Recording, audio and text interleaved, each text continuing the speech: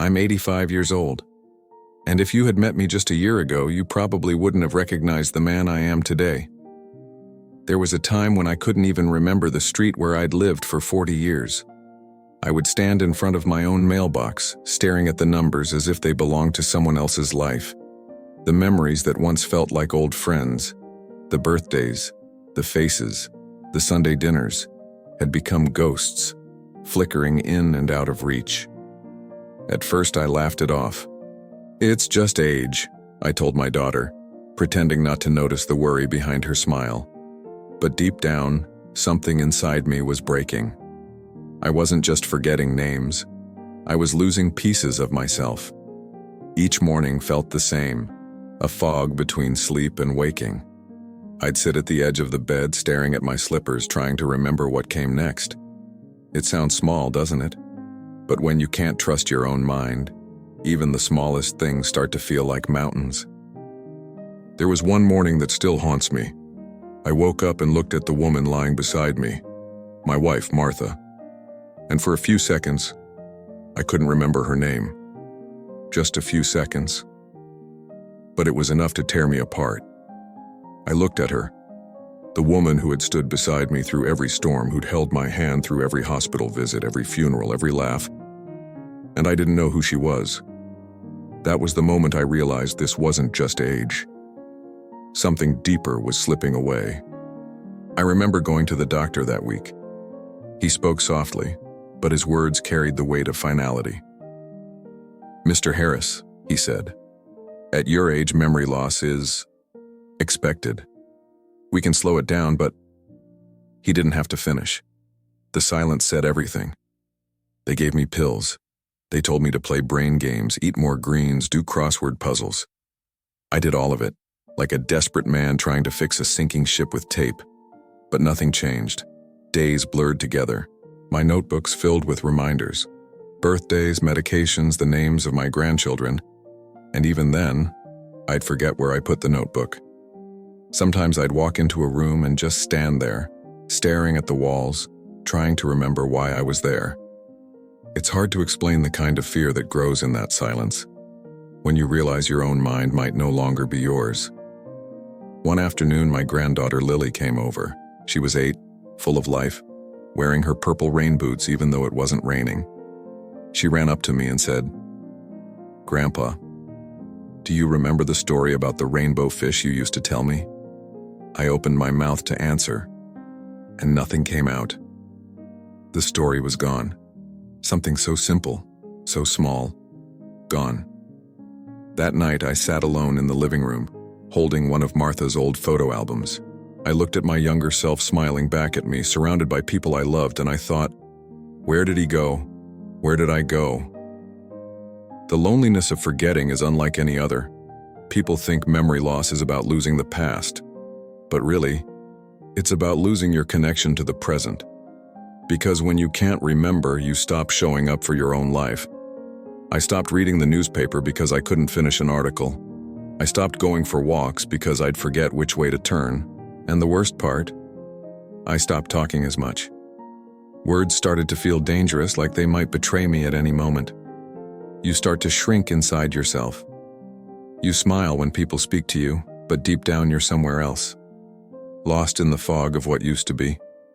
That's what my life had become, a fog, and I was disappearing inside it. Then, one morning, I remember this vividly, something inside me cracked. I was sitting on the bed, staring at my reflection in the mirror. The man looking back at me was tired, gray, and smaller than I remembered. I whispered out loud, "Is this how it ends?" That question hung in the air like a heavy curtain, and in that moment of stillness, between fear and surrender, I made a silent promise. If there was anything left I could do to fight for my mind, I would. Even if it was small, even if it took everything I had left. I didn't know it then, but that promise would lead me to something so simple, so ordinary, that it changed everything. A 2-minute habit, done every morning, before coffee, before breakfast. Just 2 minutes that would give me back the man I thought I'd lost. But that part of the story comes next? After that morning in front of the mirror, I decided I wasn't going to give up easily. If the doctor said my memory loss was normal, I would find a way to prove them wrong. I started searching for answers. I read articles, watched late-night TV doctors, and spent money I didn't really have on every supplement that promised mental clarity. Omega-3s, ginkgo biloba, vitamin B12, brain boosters, focus pills. I tried them all. Some bottles even had smiling faces of people my age, reading books and doing puzzles like their minds were 20 years younger. I wanted to believe that could be me. But day after day, I woke up in the same fog. Nothing changed. Martha would leave my pills by the table each morning, lined up next to my cup of coffee. I'd stare at them, little capsules of hope, and swallow them one by one, waiting for something to happen. It never did. Then came the brain games. My doctor told me to keep my mind active, so I bought one of those tablets made for seniors, the ones with big icons and memory puzzles. At first, I felt proud just turning it on, but soon it turned into another reminder of what I'd lost. I'd forget the rules halfway through a game. I'd stare at the screen, wondering why matching colored squares suddenly felt like climbing a mountain. It wasn't just frustrating, it was humiliating. I used to manage people, run a family business, negotiate contracts, and now I couldn't finish a simple pattern game without getting lost. I remember one night I was sitting at the kitchen table, staring at that glowing screen, when Martha walked in. She looked at me with those kind eyes of hers and said softly, "Honey, maybe you should rest your mind for tonight." Rest my mind. That phrase hit me hard, because resting meant giving up, and I wasn't ready for that. So I kept looking for other solutions. Somebody told me about a new supplement from Japan. Expensive, but clinically proven, they said. I ordered 3 bottles. They arrived in shiny silver packaging, like something from the future. I took them every day for 2 months. Nothing. Then I tried something else, those fancy memory teas from the health store. Ginseng, rosemary, gotu kola. They smelled nice, I'll give them that. But my memory, it stayed the same. It was as if my brain was a light bulb flickering in a room that no longer had power. I became obsessed with finding an answer. Every time I saw an ad online that said, "Reverse memory loss naturally," I clicked. I watched videos of young men in white coats talking about miracle molecules and breakthroughs from Harvard. Most of them were just selling something. And the more I tried, the worse I felt. Because each failure reminded me that maybe, just maybe, the doctors were right. Maybe this was just how it ends. There was one evening I'll never forget. Martha was sitting across from me at dinner, talking about our grandson's new job. I nodded along, smiling, pretending to follow every word. But halfway through the conversation, I realized I had no idea what she was talking about. I had drifted away again. She noticed. She stopped mid-sentence, put down her fork, and said quietly, "You're somewhere else again, aren't you?" I didn't answer, because I didn't know how. I went to bed early that night, and as I lay there in the dark, I thought, how many more nights like this will there be before she's talking to a stranger? That thought broke me. I started writing things down in a small notebook I kept by the bed. Every time something slipped away, a name, an appointment, a word I used to love, I'd write it down before it disappeared. The pages filled up fast. It was like keeping a diary of my own decline. I tried staying positive. I joined an online group for seniors dealing with memory loss. People shared stories that sounded just like mine. Some of them said their doctors had given up too. I remember one message that stuck with me. Your brain is like a muscle. If you stop using it, it forgets how to move. That sentence rolled around in my head for days. If that was true, maybe I wasn't using my brain the right way. Maybe pills and supplements weren't the answer. But what was? The irony was cruel.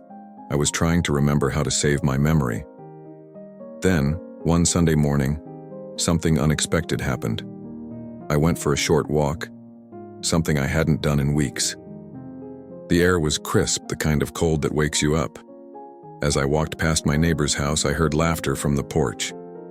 It was Tom, my neighbor of 20 years, sitting with his grandson. He waved at me. "Hey, George, haven't seen you in a while. How are you holding up?" I shrugged. "Still forgetting half the things I'm supposed to remember," I joked, trying to hide the shame. He chuckled. "You and me both. But you know what helps me? A little trick my grandson taught me. 2 minutes every morning." I almost kept walking.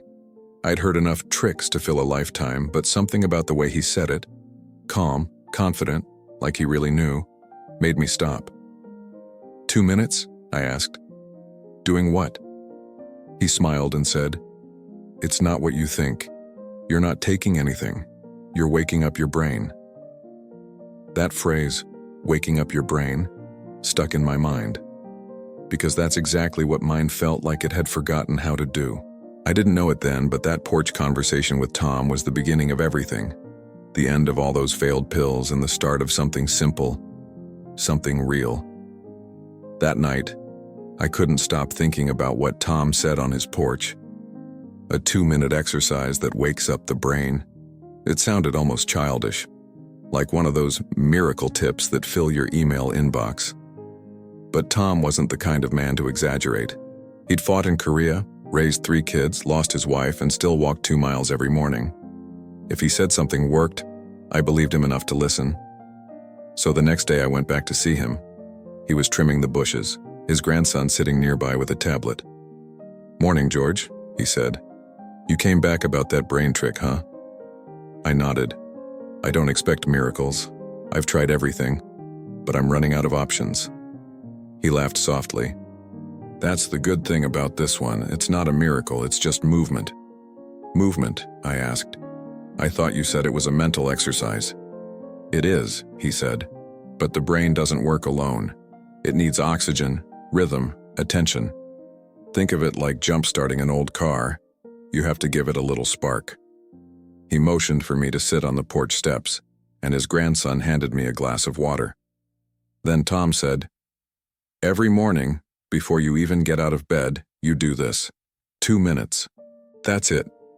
I listened as he described the steps. Simple, almost too simple. "First," he said, "you sit up straight, still in bed. Take 3 slow breaths in through your nose, out through your mouth. Then close your eyes and picture your home. The layout of the rooms, the hallway, the front door. Walk through it in your mind. Next, say out loud 5 names of people you love.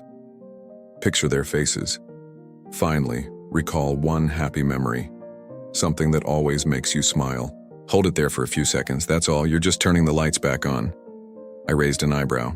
"That's it? Breathing and daydreaming?" Tom smiled. "Try it for a week, but do it before anything else. Don't check your phone, don't reach for the TV remote. Just sit there and wake up your brain before the world wakes you." I left feeling skeptical, and maybe a little embarrassed. Still, something about the simplicity of it stayed with me. No pills, no machines, no complicated instructions. Just breathing, remembering, and feeling. That night I told Martha about it. She listened quietly, stirring her tea. 2 minutes, huh?" she said with a soft smile. "I think your brain can handle that." Her faith in me, even after all the forgetting, made me want to try. So the next morning, I did. I woke up before the sun. The house was still quiet, the air cool. Instead of rushing to the kitchen for coffee like I usually did, I stayed in bed, sat up, and closed my eyes. Inhale, exhale. The sound of my own breathing felt strange at first, heavy, uneven, but somehow grounding. With each breath, I felt a small wave of calm replacing the usual morning confusion. Then I pictured my house. The hallway, the clock on the wall, the smell of coffee that used to greet me when Martha was already awake. I could almost hear the floor creak beneath my slippers. Next, I whispered the names: Martha, Lily, Daniel, Thomas, Anna, my family. Their faces flickered in my mind like photographs touched by sunlight. And then, one memory came, so sudden it almost startled me. It was from years ago, a summer day at the lake, my kids splashing in the water, Martha laughing on the shore, sunlight dancing on her hair. I held that image as long as I could. When I opened my eyes, something felt lighter. I won't lie and say I felt cured, but for the first time in months, the morning fog didn't feel so thick. I looked around the room and noticed details I usually missed. The picture frame slightly tilted on the nightstand, the scent of fresh linen. It was as if my brain had turned its lights on again. I didn't tell anyone that first day. I wanted to see if it was just coincidence, but the next morning, I did it again, and the next.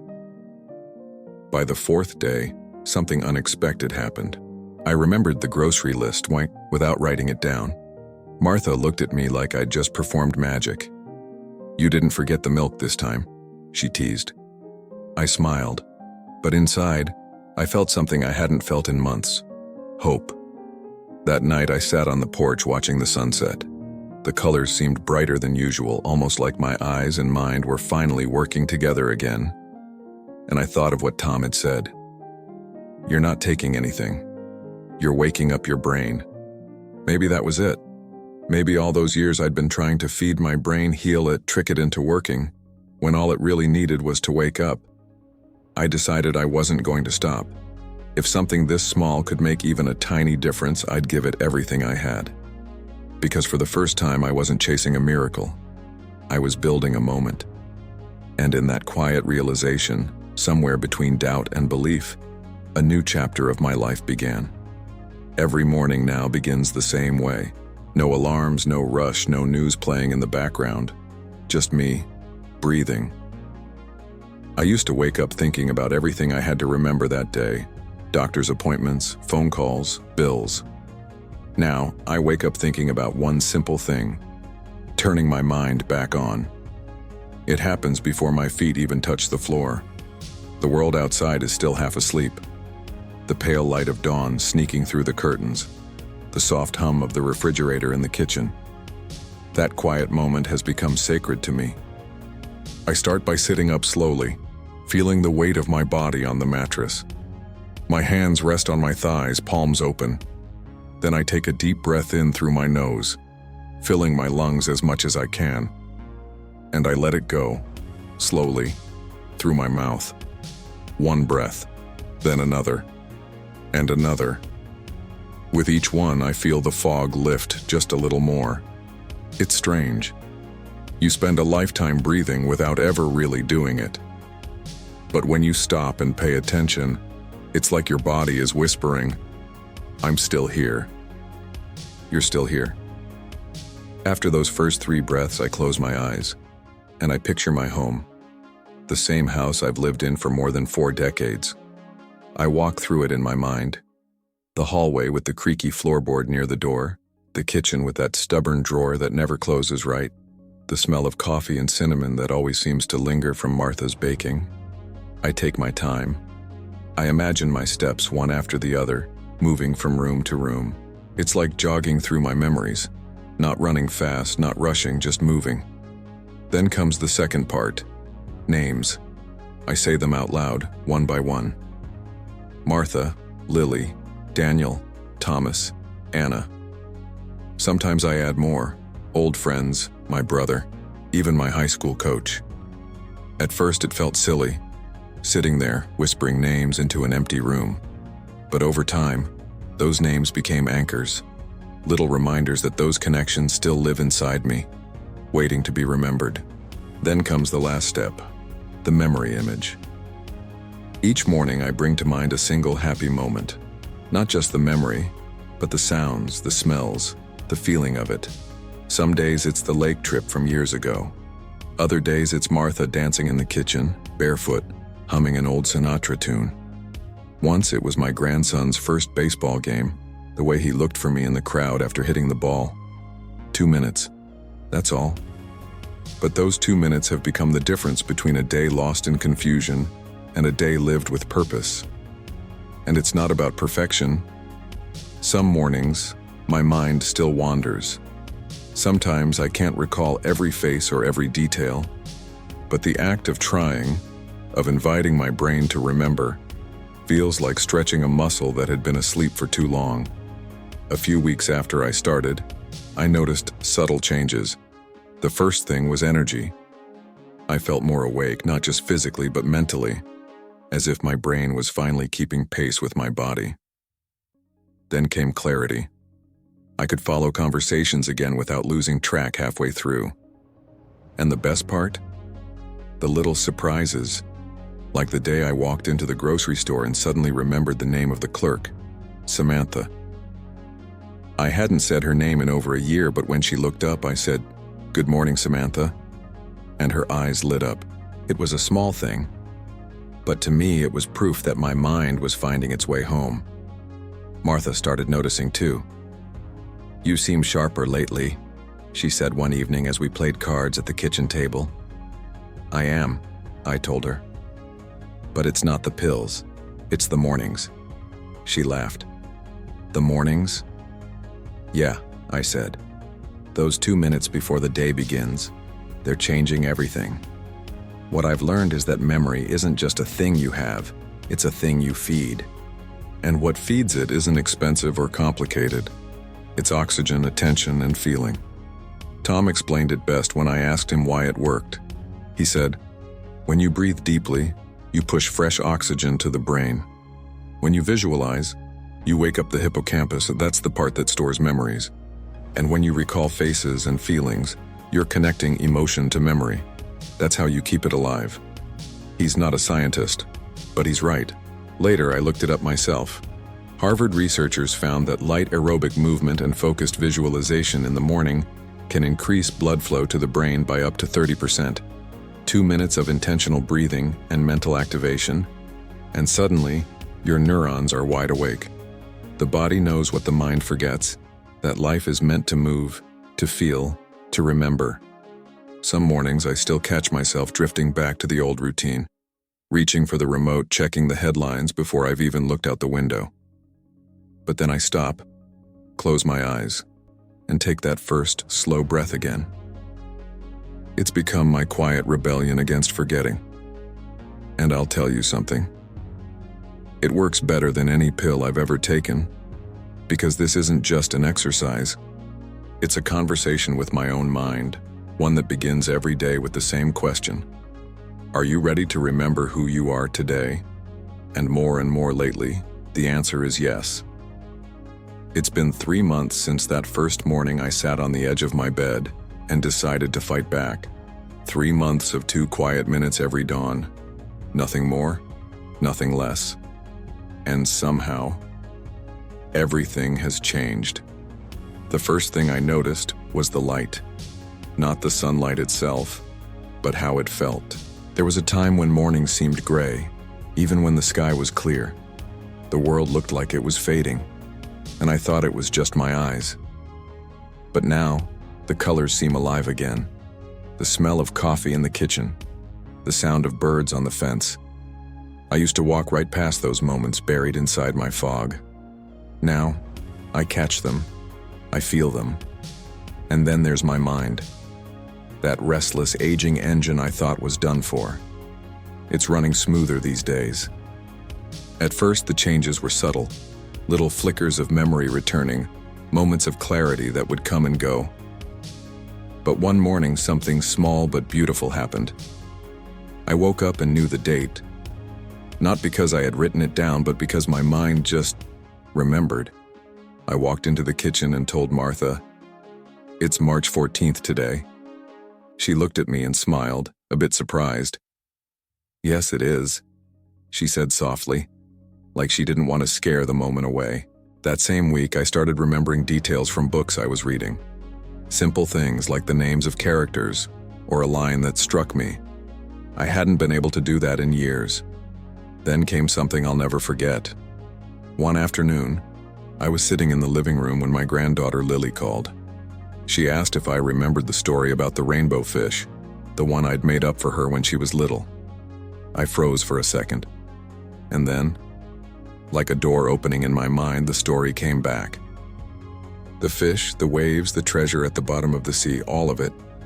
I told it to her again from beginning to end. She laughed through the phone. The same laugh she had when she was 8. And I cried. Not out of sadness, but relief. Because in that moment, I wasn't just remembering a story, I was remembering myself. After that day, the progress came faster. I started feeling sharper. Not like a young man again, but like me. The fog that once sat behind my eyes began to thin out. Martha noticed it too.